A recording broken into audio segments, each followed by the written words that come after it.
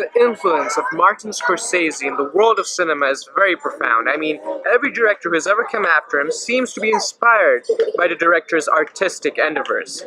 His films are known for being very realistic, very violent, with a lot of kinetic camera work. So these artistic films, these violent films, have really truly defined Martin Scorsese's career.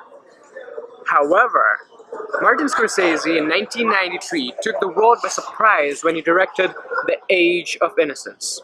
A romantic drama was not the least bit expected from the master. However, as Martin Scorsese himself would say, The Age of Innocence would be his most violent work. Today, we're going to look at Martin Scorsese's adaptation of Edith Wharton's The Age of Innocence.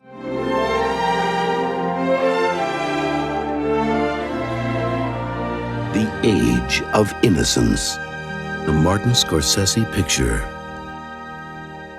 The opening credits starts. We see flowers bloom one after the other. This gives us a glimpse into the deeper symbolism of the film. Now, when the moviegoers would find these flowers appear on the film over its runtime, they would understand what each flower represents to these characters and to the setting. The first visuals we see are that of the grand tragic opera of Faust. The tragic opera sets us the mood of the film. It gives us an idea of the theme of the film.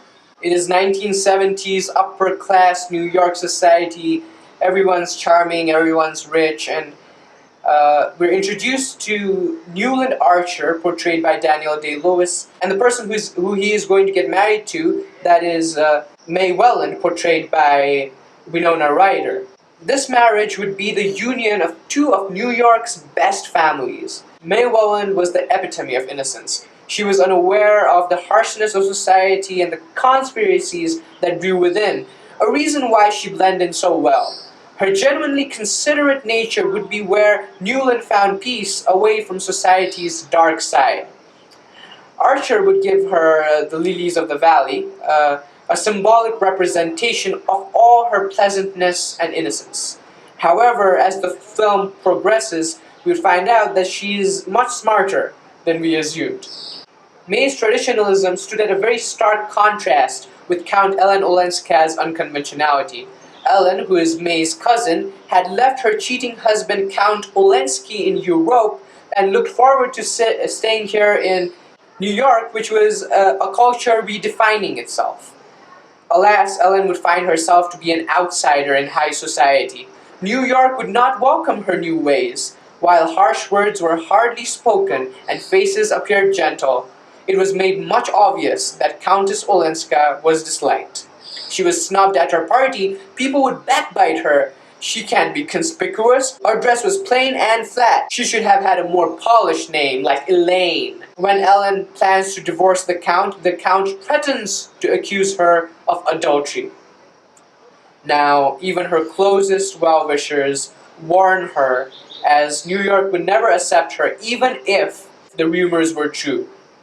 May would later herself claim, the real loneliness is living among all these kind people who only ask you to pretend. While the break from tradition was considered a scandal, novelties and fashions were considered important.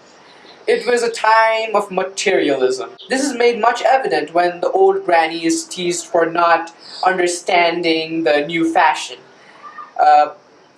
The camera looms around the lavish 19th century architecture. The narrator further describes the paintings and utensils, their close-ups of bracelets, ornaments, earrings, and golden binoculars to make a statement.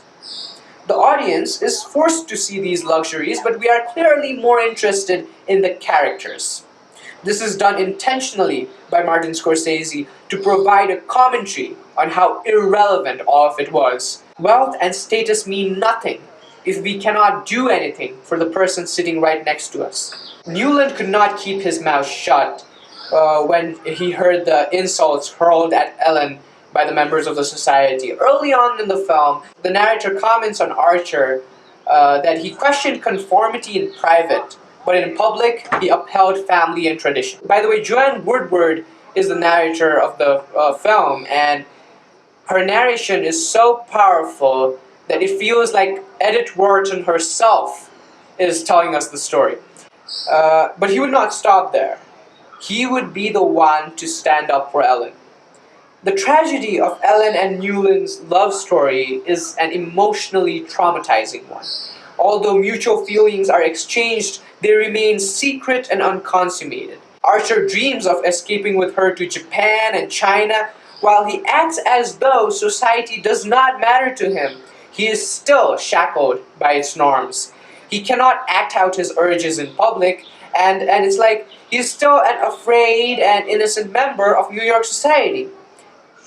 Ellen, on the other hand, she loves the kindness of Newland Archer. She loves the goodness he possesses, which is why if they were to elope, Newland would have to leave his wife, May, and this would make him unkind. This would make him lose the very quality that made Ellen fall in love with him. So this is something Ellen herself would say. Ellen herself would say that I can't love you until I give you up. So Ellen would have to move on with teary eyes and hidden scars. All these characters are prisoners of the traditions, the very traditions that they themselves chose to uphold. They have restricted themselves because of the restrictions of society, and the love that is forbidden is their choice. The choice could be viewed as a great strength of Archer, remaining loyal to May, and Ellen sacrificed Archer, or this could be viewed as a weakness of Archer and Ellen, who could not stand up for themselves, for what they truly believed in, for the love that they had for each other. Scorsese calls this refined violence, or emotional and psychological violence. Towards the end, Newland would find himself in a dining table of co-conspirators. In a world that dreaded scandal more than disease, Newland had lost the battle before it had even begun. So after many years, May dies, and Newland's son is going to get married, so they have to go to Ellen, and so they're going to go visit Ellen, right? So Newland and his son are going to visit Ellen, but Newland decides, I'm not going to see Ellen, I'm not going to meet Ellen. It seems as though Newland chose not to meet Ellen because he reminisces the beauty that she once was. He seems to have kept Ellen safe in his memories, the young Ellen, the Ellen he loved, safe in his memories. Much of the film's greatness lies in the visual mastery of Martin Scorsese. The somber colors, the lavish set design, the immaculate costumes, all of it serve as visually pleasing elements. However, the use and depiction of these elements adds layers of dramatic nuance to the storytelling. The frames light up red in heated moments, and curtains draw to focus only on the characters and the passion they exhibit and withhold. We witnessed a cultured, civilized society with very dark undertones. We do still live in a world that gives importance to the way we say things rather than what we say, where we wear dresses and eat food in a certain way so that we can impress people and not for personal fulfillment, where the image we have is more important than the truth we possess within, where our humanity is reduced to traditional beliefs and values. This film reminds us the darkness we uphold in our own society out of fear of non-conformity, and tells us the tragedy of our conduct. You gave me my first glimpse of a real life. And then you asked me to carry on with a false one. No one can endure that. I'm enduring it.